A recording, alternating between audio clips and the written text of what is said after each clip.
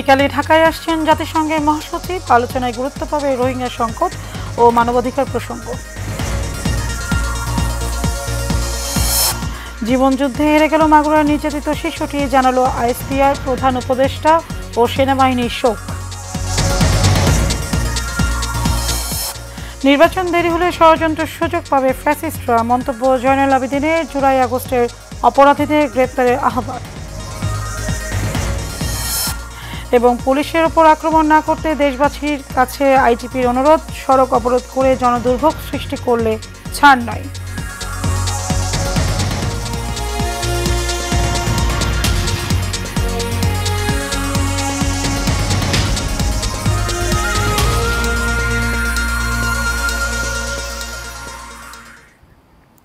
স্বাগত এশিয়ান নিউজে, আপনাদের সাথে আছে আমি মারিয়া মিকো। এতক্ষণ শুনছিলেন বিআরবি কেবল ইন্ডাস্ট্রিজ লিমিটেড সংবাদ শিরোনাম। চলে যাব পুরো সংবাদে।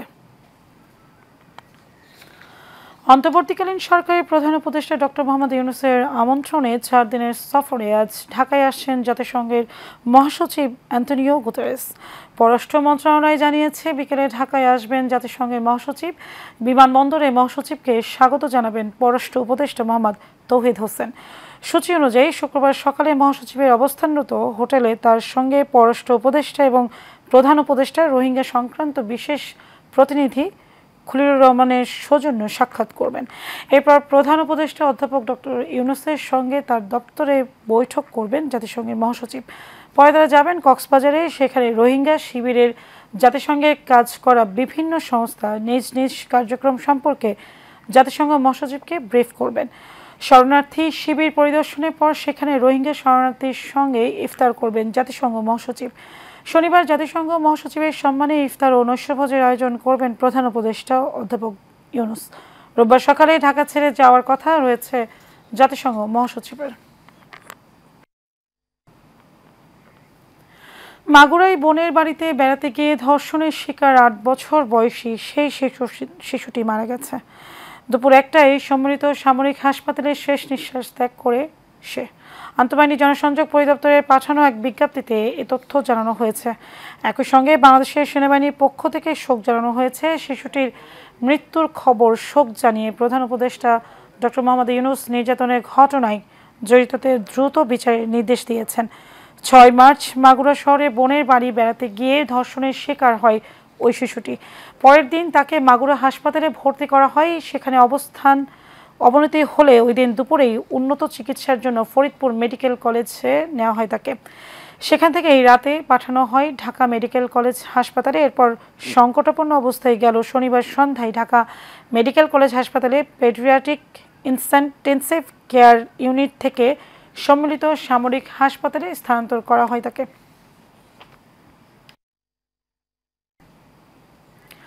সরকার নির্বাচন দিতে যত দেরি করবে ফ্যাসিস্ট হাসিনা এবং তার দল তত সুবিধা পাবে বলে মন্তব্য করেছেন বিএনপি চেয়ারপারসনের উপদেষ্টা জয়নুল আবেদিন ফারুক। সকালে জাতীয় প্রেস ক্লাব তৃণমূল নাগরিক আন্দোলনের প্রতিবাদী অবস্থানে কর্মসূচিতে তিনি একথা বলেন। জানান, দেশকে স্থিতিশীল করতে জাতীয় নির্বাচন জরুরি। জুলাই আগস্টের হোতা এবং এর সঙ্গে সংশ্লিষ্ট অপরাধীদের কোনো গ্রেফতার করা হচ্ছে না এমন প্রশ্ন তুলেন বিএনপির এই নেতা। এ সময় জাতীয় নাগরিক পার্টির আহ্বায়ক নাহিদ ইসলামের প্রতি আহ্বান জানান রক্তক্ষরণ না করে গণতন্ত্রের পথে স্বাধীনতার পক্ষে হেঁটে সংসদ নির্বাচনের দিকে যাওয়ার। গণতন্ত্রের জন্য একই মাঠে থাকি, স্বাধীনতা রক্ষার জন্য একই মাঠে থাকি। মত ভিন্ন হতে পারে, কিন্তু লক্ষ্য এক, 18 কোটি মানুষ, লক্ষ্য এক গণতন্ত্র, লক্ষ্য এক আমার ভোটে সংসদ হবে। পুলিশের উপর আক্রমণ না করতে দেশবাসীর কাছে অনুরোধ জানিয়েছেন মহাপরিদর্শক মোহাম্মদ বাহারুল আলম। তিনি বলেন, আমরা কাজ না করতে পারলে কিভাবে সমাজে স্থিরতা আসবে, সুষ্ঠু নির্বাচনের দিকে কিভাবে আগাবো। শিল্প কারখানার শ্রমিকদের কোনো প্রকার গুজবে কান না দেওয়ার আহ্বান জানিয়ে আইজিপি বলেন, গুজব ছড়িয়ে কারখানা ভাঙচুরে যারা জড়িত থাকবেন তাদের বিরুদ্ধে আইনগত ব্যবস্থা গ্রহণ করা হবে। কোনোভাবেই রাস্তা অবরোধ করার মতো জনদুর্ভোগ সৃষ্টিকারী কোনো কাজকর্ম করা যাবে না বলেও হুঁশিয়ারি করেন আইজিপি। সকালে গাজীপুর নগর মোঘল খাল এলাকায় এক সভায় পুলিশ মহাপরিদর্শক এসব কথা বলেন। এখানে যেন অস্থিরতা তৈরি হয়, যেন এখানে বলা যায় যে এই প্রশাসন ব্যর্থ হচ্ছে, এরকম তো অনেকেই আছেন এটা যাদের স্বার্থে লাগছে। তো এটা খুব স্বাভাবিক। আমরা নিশ্চিতভাবে জানি না যে কেউ আছেন অথবা কে আছেন, তাদেরকে প্রতিহত করাই আমাদের কাজ। সেজন্যই আমরা আছি, শান্তি শৃঙ্খলাটা যেন বজায় থাকে। অন্তর্বর্তী সরকার চিকিৎসক সহ স্বাস্থ্যের সকল শূন্য পদে নিয়োগের ব্যবস্থা নিয়েছে বলে জানিয়েছেন প্রধান উপদেষ্টার বিশেষ সহকারী অধ্যাপক ডক্টর মোহাম্মদ সাইদুর রহমান। আজ সচিবালয়ে এক ব্রিফিংয়ে সাংবাদিকদের তিনি এই কথা বলেন। এ সময় অধ্যাপক ডক্টর মোহাম্মদ সাইদুর রহমান ইন্টার্ন চিকিৎসকদের কর্মবিরতি প্রত্যাহারের অনুরোধ জানান। নূর মোহাম্মদ ভুইয়ার রিপোর্ট। অন্তর্বর্তী সরকার দায়িত্ব নেওয়ার পর থেকেই শুরু হয় সব মহলের নানান দাবি দেওয়া। আর এই দাবি যখন হয় চিকিৎসা খাতে, তখন থমকে পড়ে স্বাস্থ্য খাত। 5 দফা দাবিতে ঢাকা মেডিকেল কলেজ হাসপাতাল সহ বিভিন্ন হাসপাতালে কর্মবিরতি পালন করছেন ইন্টার্ন চিকিৎসকরা। এর ফলে ঢাকা মেডিকেলের বহির্বিভাগে চিকিৎসা সেবা বন্ধ রয়েছে। স্বাস্থ্য খাতে চলমান বিভিন্ন বিষয় নিয়ে সংবাদ সম্মেলন করেন প্রধান উপদেষ্টার বিশেষ সহকারী অধ্যাপক ডক্টর মোহাম্মদ সাইদুর রহমান। এ সময় বিসিএস ডাক্তারদের জন্য বয়সসীমা 34 বছর করার আবেদন জানানো হয়েছে জানিয়ে তিনি ইন্টার্ন চিকিৎসকদের প্রতি কর্মসূচি প্রত্যাহারের অনুরোধ জানান। বিভিন্ন মন্ত্রণালয় এবং বেশ কিছু আইনি ব্যাপার আছে, সেগুলো ঘটতে আমরা সেই জন্যই যারা চিকিৎসক, সংশ্লিষ্ট চিকিৎসক, তাদের কাছেও বিশেষজ্ঞ সকল মহলকে, আপনারা গতদিন দেখেছেন আমরা বিশেষজ্ঞদের ওখানে উপস্থিত হয়ে আমরা তাদের প্রক্রিয়াগুলো, এবং আজকে আমরা সেই অগ্রগতিটা বললাম। আমরা সবাইকে অনুরোধ করব আমাদের উপর আস্থা রাখেন। আমরা নিশ্চয়ই এই স্বাস্থ্য খাতে যারা কর্মরত আছেন তাদের যে সমস্যা সেগুলো দূর করার জন্য সর্বাত্মক চেষ্টা করব। এছাড়া বেসরকারি হাসপাতালের ডাক্তার সহ অন্যান্যদের জন্য সর্বনিম্ন বেতন কাঠামোর ঘোষণা করার উদ্যোগ নেওয়া হয়েছে বলেও জানান তিনি। তবে একটি সর্বনিম্ন বেতন কাঠামো, অবশ্যই চিকিৎসকদের জন্য একটি সর্বনিম্ন বেতনের প্রস্তাবনা আমরা বেসরকারি যে সকল চিকিৎসা সেবা প্রতিষ্ঠান আছে তাদের মালিকদের সঙ্গে আলাপ আলোচনার মাধ্যমে অতি সত্বর আমরা একটি সর্বনিম্ন বেতন চিকিৎসকদের জন্য এবং চিকিৎসক সহায়ক অন্যান্য নার্সদের জন্য আমরা চেষ্টা করব। আমরা আশাবাদী যে আমরা একটি সর্বনিম্ন পে স্কেল নয়, কিন্তু আমরা একটি সর্বনিম্ন বেতন ঘোষণা করতে সক্ষম হব অল্প দিনের মধ্যেই। মানহীন মেডিকেল কলেজ বন্ধ করে দেওয়ার সিদ্ধান্ত নেওয়া হয়েছে জানিয়ে প্রধান উপদেষ্টার বিশেষ সহকারী বলেন, চলমান শিক্ষার্থীদের কোর্স শেষ হলেই আর শিক্ষার্থী ভর্তি নিতে পারবে না ওইসব প্রতিষ্ঠান। সকল স্বাস্থ্য পেশাজীবীর সাহায্য নিয়ে। নূর মোহাম্মদ ভুঁইয়া, এশিয়ান টেলিভিশন, ঢাকা। দ্বিতীয় শ্রেণীর মর্যাদা পাবেন প্রাথমিক বিদ্যালয়ের 30,000 প্রধান শিক্ষক।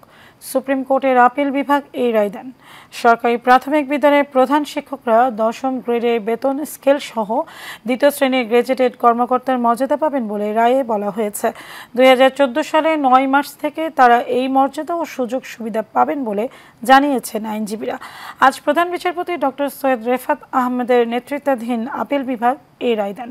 এতে হাইকোর্টের রায় বহাল রইল। আদালতে শিক্ষকদের পক্ষে শুনানি করেন জ্যেষ্ঠ আইনজীবী ব্যারিস্টার সালাউদ্দিন দোলন। বিদ্যালয় শিক্ষকদের জন্য একটি অত্যন্ত আনন্দের দিন।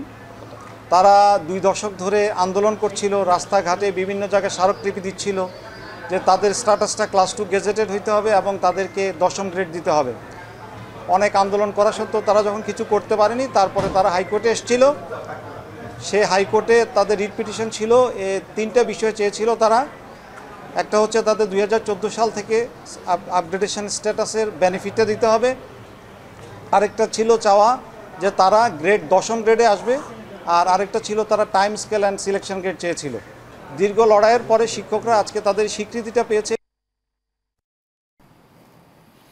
প্রধান উপদেষ্টার সরকারি বাসভবন, যমুনা ও সচিবালয় এবং শাহবাগ এলাকায় সভা সমাবেশ, গণজমায়েত, মিছিল ও শোভাযাত্রা নিষিদ্ধ করেছে ঢাকা মহানগর পুলিশ। আজ ডিএমপি কমিশনের শেখ মোহাম্মদ সাজ্জাদ আলী স্বাক্ষরিত এক সংবাদ বিজ্ঞপ্তিতে এ তথ্য জানানো হয়েছে। পরবর্তী নির্দেশ না দেওয়া পর্যন্ত এই নিষেধাজ্ঞা বহাল থাকবে। বিজ্ঞপ্তিতে বলা হয়, আইন শৃঙ্খলা রক্ষার স্বার্থে বাংলাদেশ সচিবালয় এবং প্রধান উপদেষ্টার সরকারি বাসভবন, যমুনা ও পার্শ্ববর্তী এলাকায় হোটেল, ইন্টারকন্টিনেন্টাল মোড়, শাহবাগ মোড়, কাকরাইল মোড় এবং মিন্টু রোডে যে কোনো প্রকার সভা সমাবেশ, গণজমায়েত, মিছিল ও শোভাযাত্রা নিষিদ্ধ করা হলো।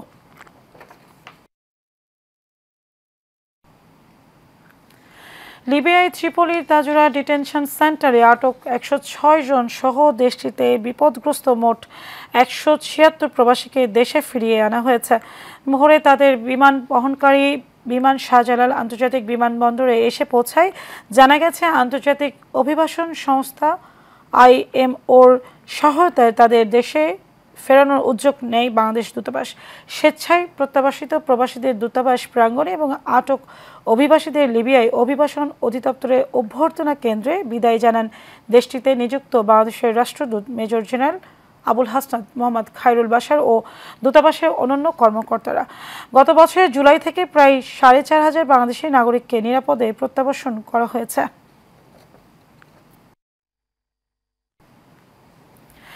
দেশের অন্যতম শীর্ষ ব্যবসায়ী গোষ্ঠী অ্যাপেক্স গ্রুপের চেয়ারম্যান ও সাবেক তত্ত্বাবধায়ক সরকারি উপদেষ্টা সৈয়দ মঞ্জুর ইলাহীর জানাজা অনুষ্ঠিত হয়েছে। সকালে 10:30টায় রাজধানী আফতাবনগর ইস্ট ওয়েস্ট ইউনিভার্সিটিতে তার প্রথম জানাজা হয়। গতকাল সিঙ্গাপুরে স্থানীয় সময় সকাল 9:30টায় দেশটির একটি হাসপাতালে সৈয়দ মঞ্জুর ইলাহী মারা যান। তার বয়স হয়েছিল 84 বছর। সৈয়দ মঞ্জুর ইলাহী বেশ কিছুদিন ধরে বার্ধক্যজনিত বিভিন্ন রোগে ভুগছিলেন। তার মৃত্যুতে গভীর শোক প্রকাশ করেছেন প্রধান উপদেষ্টা অধ্যাপক মোহাম্মদ ইউনূস। এছাড়া দেশের ব্যবসায়ী মহলেও শোকের ছায়া নেমে এসেছে।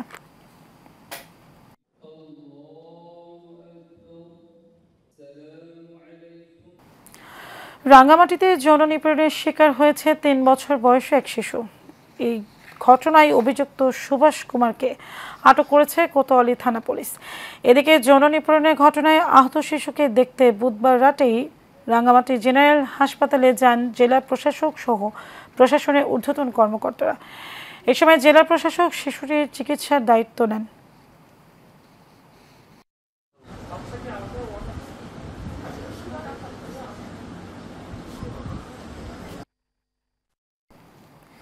শিশু আসিয়ার ধর্ষকদের দ্রুত বিচারের দাবিতে মানববন্ধন করেছে চট্টগ্রাম ছাত্র জনতা। এ সময় উপস্থিত ছিলেন কেন্দ্রীয় মহিলা দলের যুগ্ম সম্পাদক ফাতেমা বাদশা, মহানগর মহিলা দলের সাধারণ সম্পাদক জেলি চৌধুরী সহ সভাপতি জেসমিনা খানম সহ অনেকে। মানববন্ধন শেষে চেরাগি পাড়ের দিকে পদযাত্রা করেন তারা এবং সেখানে সংক্ষিপ্ত বিক্ষোভ সমাবেশ হয়েছে।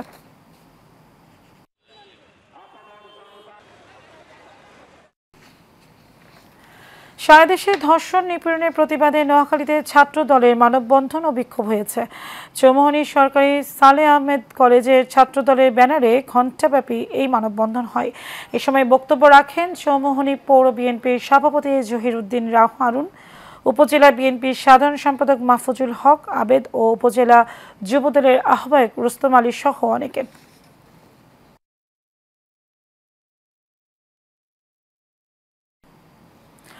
নরসিংদীর পলাশে জাতীয় পরিচয়পত্র সেবা নির্বাচন কমিশনের অধীনে রাখার দাবিতে মানববন্ধন করেছে নির্বাচন কার্যালয়ের কর্মকর্তা কর্মচারীর। কেন্দ্রীয় কর্মসূচির অংশ হিসেবে সকাল 11টা থেকে দুপুর 1টা পর্যন্ত এই কর্মসূচি পালন করেন তারা। পলাশ উপজেলা নির্বাচন কর্মকর্তা মোহাম্মদ জীবন ইবনে মাসুমের নেতৃত্বে নির্বাচন কার্যালয়ের সামনে মানববন্ধনে অংশ নেয় কর্মকর্তা কর্মচারীরা। এ সময় মানববন্ধনে শিক্ষক প্রতিনিধি, সুশীল সমাজ ও এলাকার সাধারণ জনগণ অংশ নেন।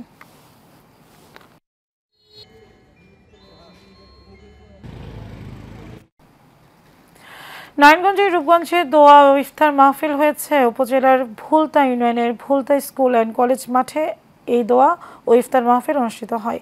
নারায়ণগঞ্জের জেলা স্বেচ্ছাসেবক দলের আহ্বায়ক মাহবুবুর রহমান মাহবুবের সভাপতিত্বে দোয়া ও ইফতার মাহফিল প্রধান অতিথি ছিলেন বিএনপির জাতীয় নির্বাহী কমিটির সদস্য বীর মুক্তিযোদ্ধা কাজী মনিরুজ্জামান মনির। বিশেষ অতিথি ছিলেন নারায়ণগঞ্জ জেলা বিএনপির সাবেক ভারপ্রাপ্ত আহ্বায়ক নাসির উদ্দিন নাসির সহ নেতাকর্মীরা।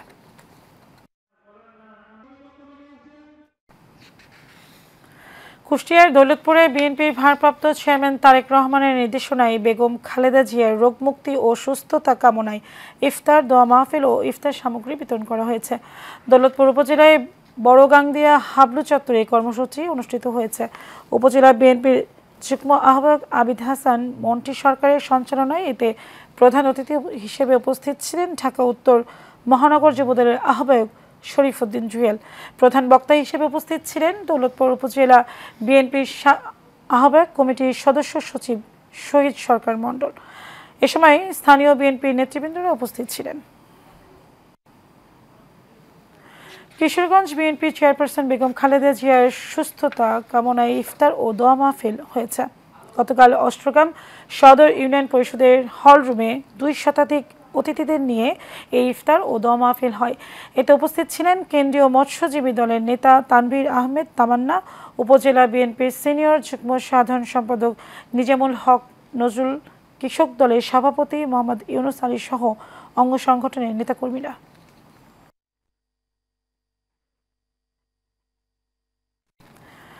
ফটিকছড়ি প্রেস ক্লাবের সদস্যরা পেশার উৎকর্ষ সাধনে বস্তুনিষ্ঠ সাংবাদিকতার মাধ্যমে দেশ ও জাতিকে আলোকিত করবে বলে মন্তব্য করেছেন বিএনপির কেন্দ্রীয় নির্বাহী কমিটির সদস্য ও সুপ্রিম কোর্টের সাবেক বিচারপতি ফয়সাল মাহমুদ ফয়জি। উপজেলা মুক্তিযোদ্ধা শহীদ শফিকুর নূর মাওলা হলে ফটিকছড়ি প্রেস ক্লাবের উদ্যোগে আয়োজিত ইফতার মাহফিলে তিনি এ মন্তব্য করেন। প্রেস ক্লাব সভাপতি সৈয়দ মাসুদের সভাপতিত্বে এতে বক্তব্য রাখেন উত্তর জেলা বিএনপির যুগ্ম আহ্বায়ক সরওয়ার আলমগীর, উপজেলা নির্বাহী অফিসার মোহাম্মদ মোজাম্মেল হক চৌধুরী, উপজেলা জামায়াতের আমির নাজিমউদ্দিন ইমু সহ অনেকে। নারায়ণগঞ্জে জাতীয় ভিটামিন এ প্লাস ক্যাম্পেইন কার্যক্রম উপলক্ষে সংবাদ সম্মেলন করেছেন জেলা সিভিল সার্জন আবুল ফজল মোহাম্মদ মশিউর রহমান। সকালে সিভিল সার্জন কার্যালয়ের সম্মেলন কক্ষে এ আয়োজন করা হয়। সিভিল সার্জন জানান 6 থেকে 11 মাসের 42,294 শিশুকে একটি নীল রঙের ভিটামিন এ ক্যাপসুল এবং 12 থেকে 59 মাস বয়সের 2,98,212 শিশুকে একটি লাল রঙের ভিটামিন এ ক্যাপসুল খাওয়ানো হবে। এ সময় উপস্থিত ছিলেন ডক্টর FM নাসিরুল হক, ডক্টর মেহেদি হাসান, ডক্টর মোর্শেদ, মোহাম্মদ লুৎফুর রহমান সহ অন্যরা।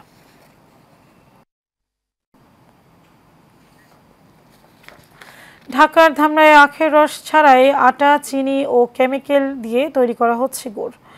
অস্বাস্থ্যকর ও নোংরা পরিবেশে এসব বিষাক্ত গুড় তৈরি করে বাজারজাত করে কোটি কোটি টাকা হাতিয়ে নিচ্ছে অবৈধ গুড় ব্যবসায়ীরা। ধামরাই পৌর এলাকার ইসলামপুরের 6 বাড়িয়ার তালতলা এলাকায় এই অবৈধ গুড় কারখানার সন্ধান মিলেছে। এলাকাবাসীর ভেজাল গুড় কারখানা বন্ধে কঠোর ব্যবস্থা নেওয়ার দাবি জানিয়েছেন।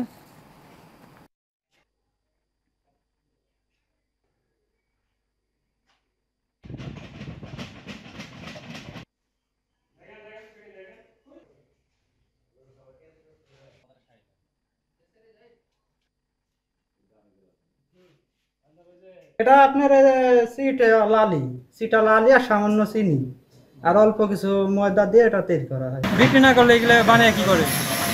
বিক্রি তো করে অবশ্যই। চিনি দিয়ে গুড় দিয়ে বানায় একটু জানি। গুড় বানায় না? গুড় বিক্রি করে আমরা বিক্রি খাওয়াই, সেন্ট পাই এবং রাত্রে বানায়, সকালবেলা এগুলো যাতায়াত করলে তখন দেখা গেছে আমরা সেন্ট পাই। ওনারা বানায় কারখানা এখান থেকে সাপ্লাই এনে বিক্রি করা হয়। বাংলাদেশের ক্রীড়া শিক্ষা প্রতিষ্ঠান বিকেএসপি শিক্ষার্থীদের স্বাস্থ্য বীমা হস্তান্তর করেছে দেশের অন্যতম বীমা প্রতিষ্ঠান ন্যাশনাল লাইফ ইন্স্যুরেন্স। গতকাল সাভারের বিকেএসপির মহাপরিচালক ব্রিগেডিয়ার জেনারেল মোহাম্মদ মনিরুল ইসলামের কাছে চেক হস্তান্তর করেন ন্যাশনাল লাইফের সিইও মোহাম্মদ কাজিমউদ্দিন।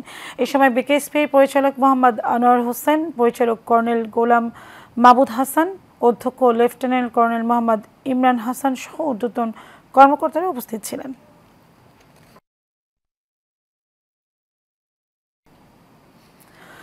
ঢাকা মিরপুরের পল্লবী তালতলা এলাকায় টেকসই প্রপার্টিজ অ্যান্ড কনস্ট্রাকশন লিমিটেড এর উদ্যোগে আলোচনা সভা ও ইফতার মাহফিল হয়েছে।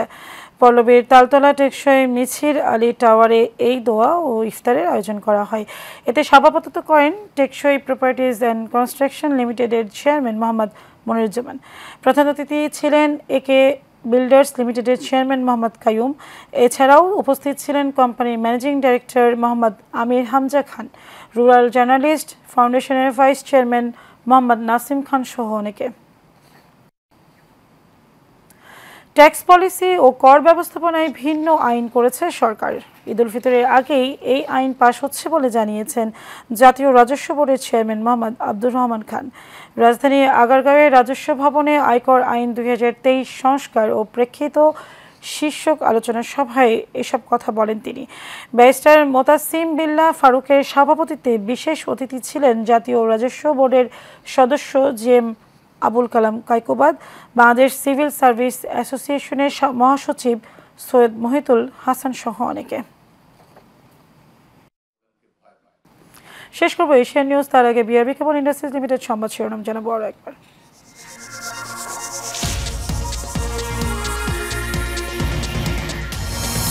বিকালে ঢাকায় আসছেন জাতিসংঘের মহাসচিব। আলোচনায় গুরুত্ব পাবে রোহিঙ্গা সংকট ও মানবাধিকার প্রসঙ্গ।